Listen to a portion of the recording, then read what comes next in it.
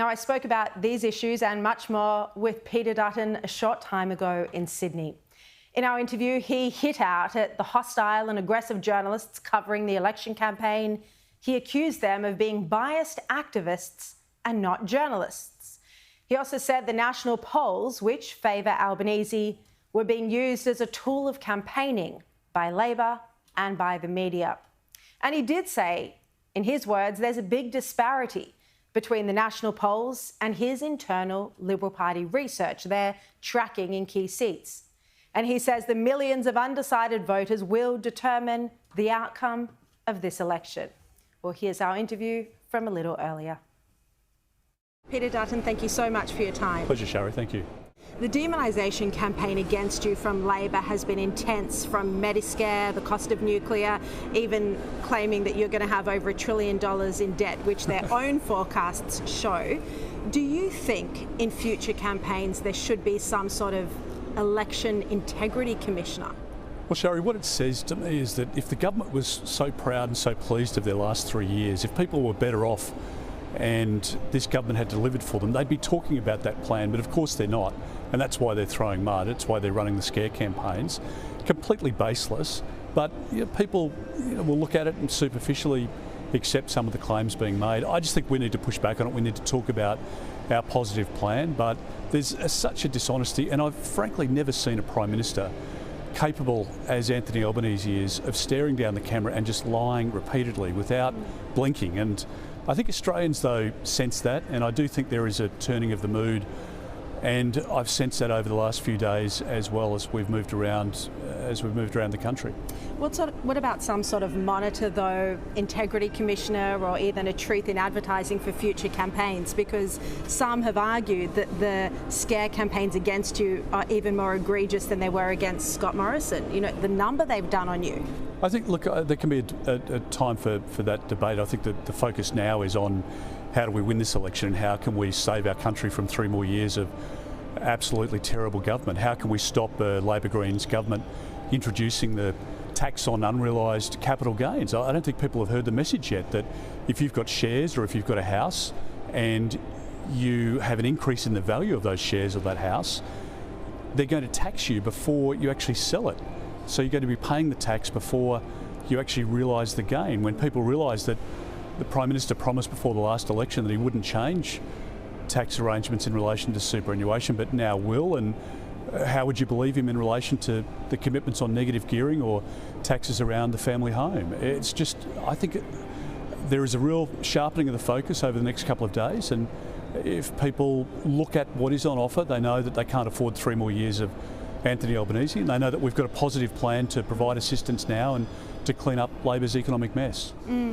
Why not go negative against them with your own negative campaign on policies like you just mentioned on capital gains tax, but also even on Mediscare? I mean, we've seen Labor use your own line against you in their advertising that you'll need a credit card as well as the Medicare card. That was your line at our Sky News debate.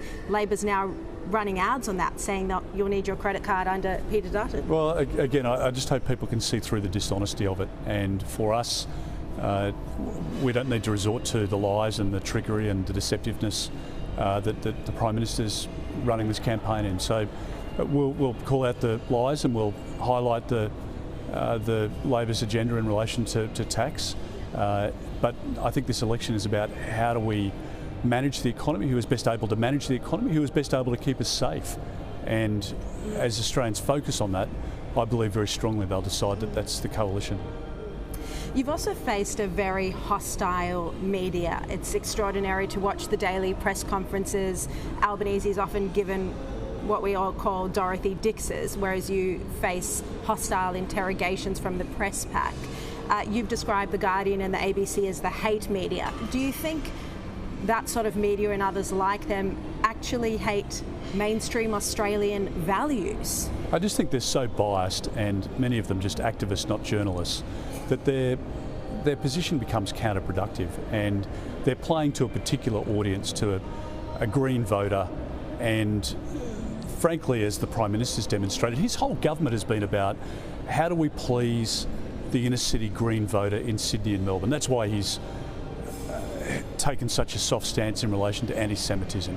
It's why he's allowed the preferencing of Labor Green, of Green voters, of Green members rather, knowing that they're anti-Semitic and knowing that they're Jew haters. That's the reality, and knowing that their economic policies are going to harm people in the suburbs and in regional areas, but try and confer some advantage on Green voters in Grayndler or in Sydney. I think people see through that, and I think the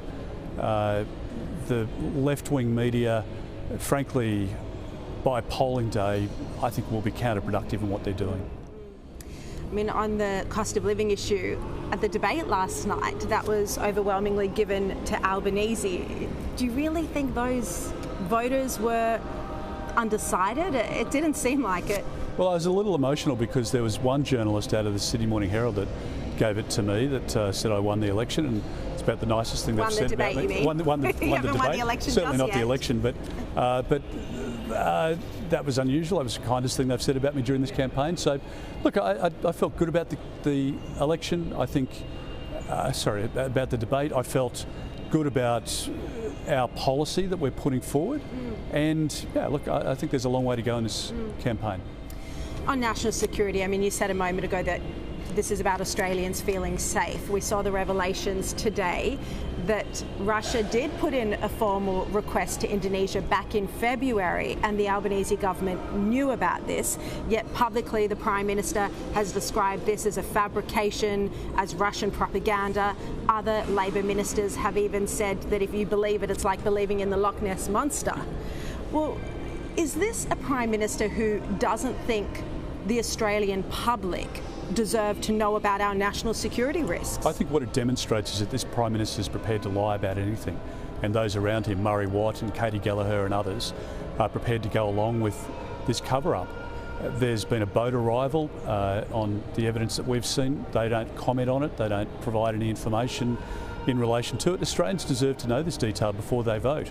And if the Prime Minister is being deceptive about our national security, what else would he be deceptive about? Well, most other things, it would seem.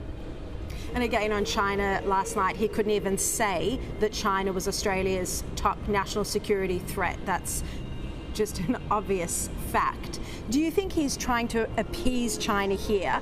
And this sort of submission towards a hostile dictatorship, I mean, is that even appropriate from a Prime Minister? Sharri, what I think it shows is people understand that this Prime Minister is weak. As John Howard has rightly said on a number of occasions, he believes Anthony Albanese to be out of his depth as Prime Minister. And I think the deception and the lies are now on full display for people to see the character. I also think people hark back now to The Voice and they remember the deception that took place there. The fact that people were promised the detail from The Voice, the Prime Minister to this day hasn't provided all of that detail. So there's a lot that is at stake at this election, and I hope for the sake of our country that we can change the government so we can restore integrity, that we can manage our economy so that we can bring inflation down and deal with the cost of living crisis, deliver the 25 cent a litre cut in fuel, deliver the $1,200 tax rebate and keep our country safe. And I don't think Anthony Albanese can look the Australian public in the eye and say to them that he's going to deliver cheaper anything. I think what is obvious is that the only thing you can believe the Prime Minister on is when he tells you that the cost of everything's going to continue to go up. I think one of your best policies on the cost of living was the idea you mentioned to Paul Kelly and Dennis Shanahan about indexation of tax brackets in line with inflation. Why not put this forward earlier in the campaign and have it a key feature? And are you serious about this policy? Very serious about it, because it's a thief in the night, and people, when they get a pay rise or when they work some overtime or when they get a promotion at work, they're moved into the next tax bracket. They pay more tax just for doing the same job. That's unfair, and we do need to address it, but it comes at a very significant cost.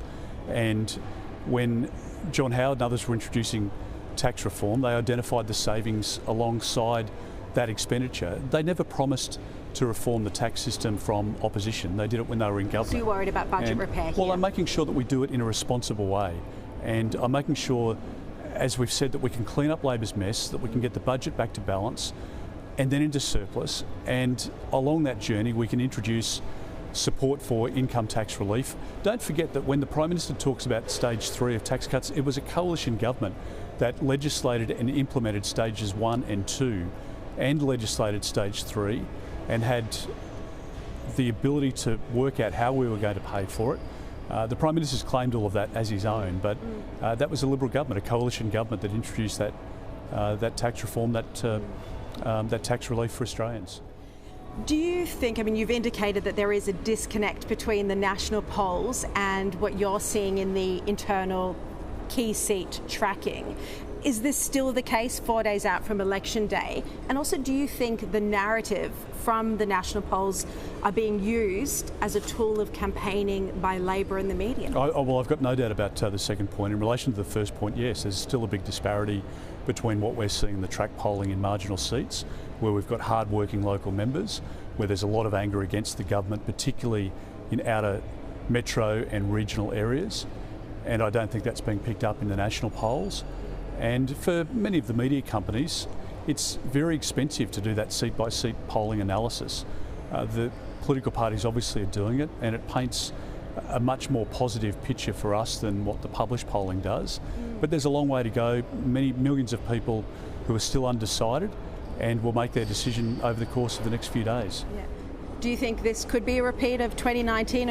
Are you hoping that you can still win? Well, I was speaking to Lucy Wicks today up on the Central Coast in Robertson. Now, she's been around politics for a long time. She's seen good and bad elections.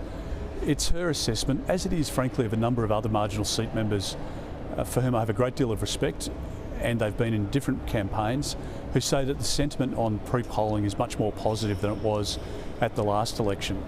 And it would have to be more negative to reflect the polling at the moment. So ultimately people are going to vote on what they believe is in their best interest and in our country's best interests. I want to make sure that we can keep Australians safe. I want to keep our country safe.